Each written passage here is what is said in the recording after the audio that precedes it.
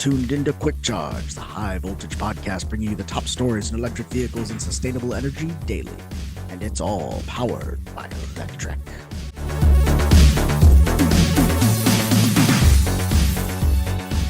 Welcome to Quick Charge. It's September 12th, 2024, and I'm your host, Joe Boris.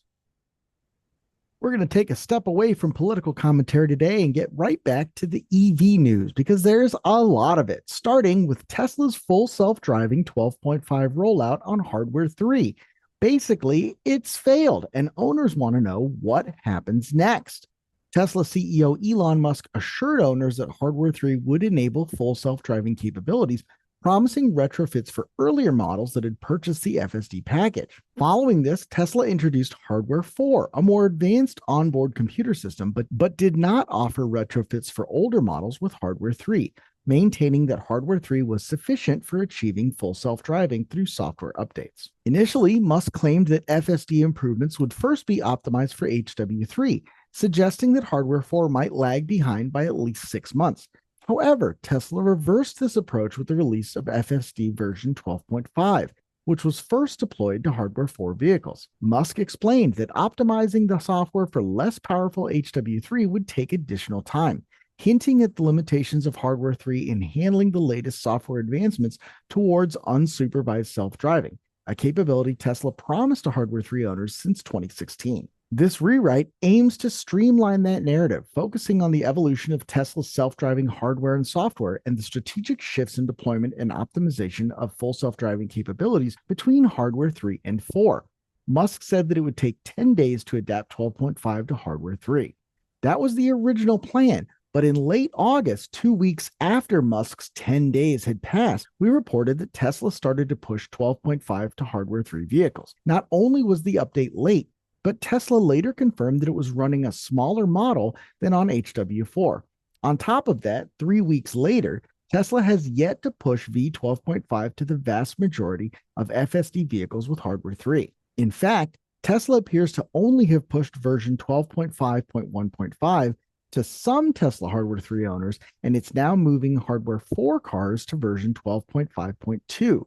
Social media and Tesla forums are all full of HW3 owners asking why they haven't released a new update since 12.3.6 earlier this year, despite Musk's comments. In its AI roadmap released last week, Tesla now claims that Hardware 3 will get the same release as Hardware 4, starting with 12.5.2 this month. Well, it remains to be seen if that actually happens. We do have additional Tesla news, though, and it's about the Cybertruck.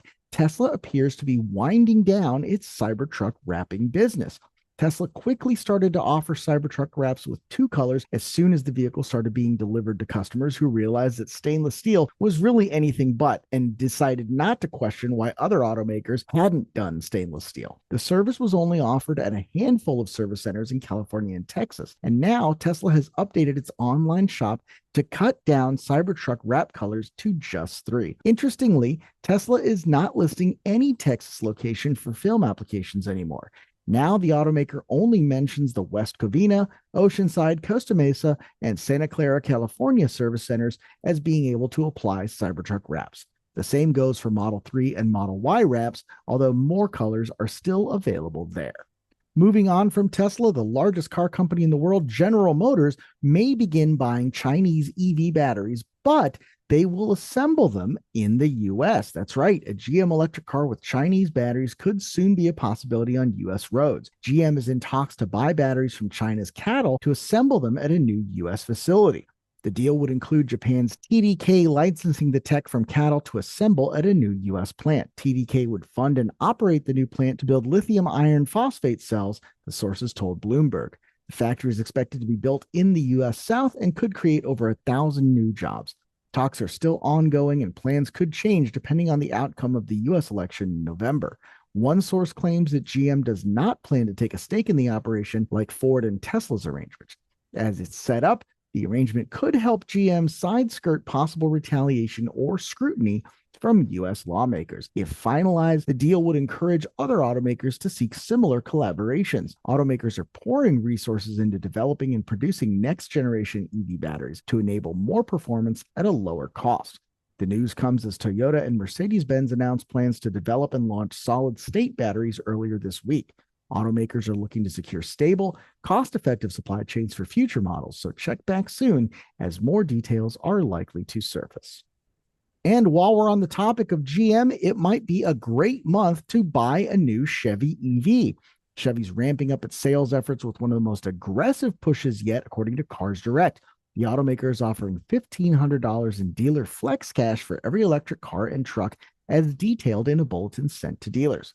Good through September 30th, Chevy dealers have the chance to score an unadvertised $1,500 incentives on every Equinox, Blazer, and Silverado EV it sells. It's not a typical rebate, so there's no promise those savings will make it to buyers. In more competitive markets, though, some dealers might feel the pressure to lower their EV prices. Last week, Chevy sweetened the deal for buyers by rolling out 0% financing on its Silverado EV. We're going to add that to our list of EVs that you can buy this month at 0% financing and list that in the source notes here. If you're looking for a Blazer EV, select models still qualify for $7,500 in Ultimate Promise bonus cash, or if the version you want is eligible for the federal tax credit, you can snag interest rates as low as 0.9 APR. And if you're switching over from a competitive lease, Blazer EV leases start at just $299 a month.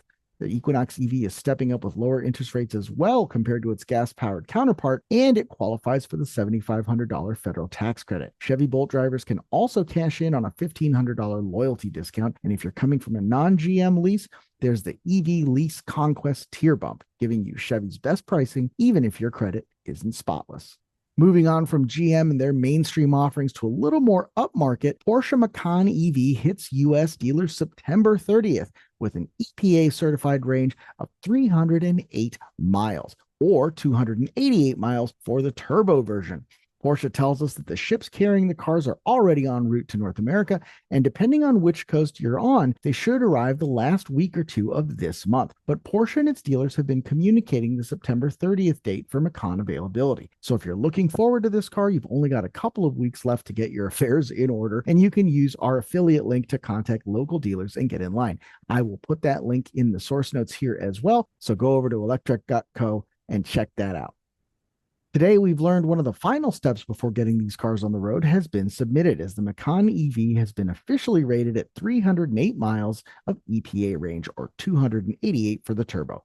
These numbers are lower than the European 381-mile WLTP range, but WLTP ranges are significantly higher due to different testing protocols. So we expect a range of around 300 miles for the Macan EV. That's what we got. Though Porsche also told us that the range would be 10 to 15% higher in the real world. Those range numbers translate to an MPGE of about 98 or 91 MPGE for the turbo version.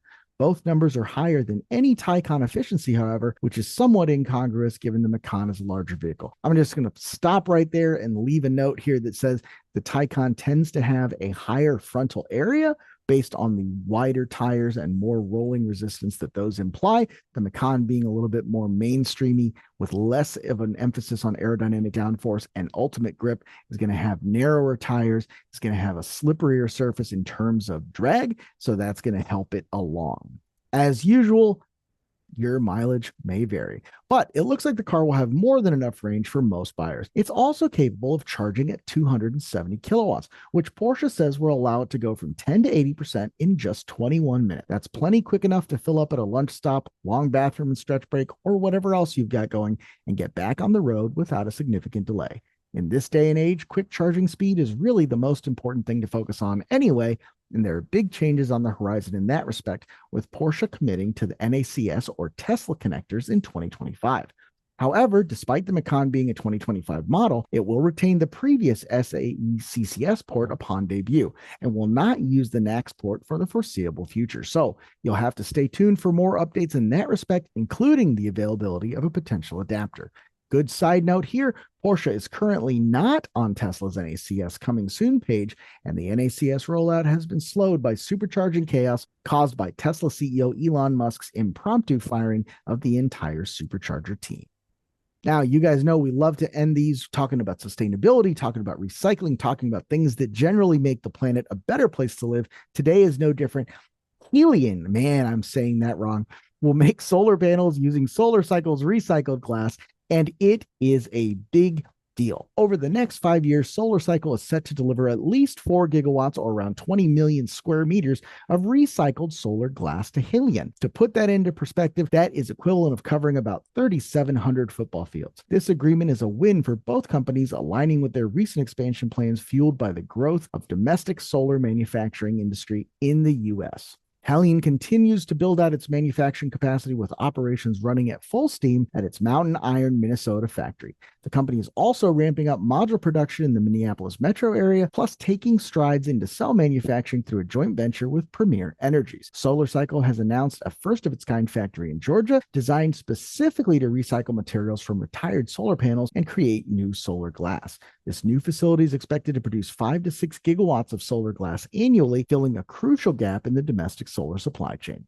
By purchasing SolarCycle's American-made ultra-low carbon glass, Helion is set to help solar developers qualify for Inflation Reduction Act initiatives, stabilize their costs, and ensure a steady domestic inventory. Manufacturing emissions will be reduced by more than 30%, and shipping emissions will be cut in half.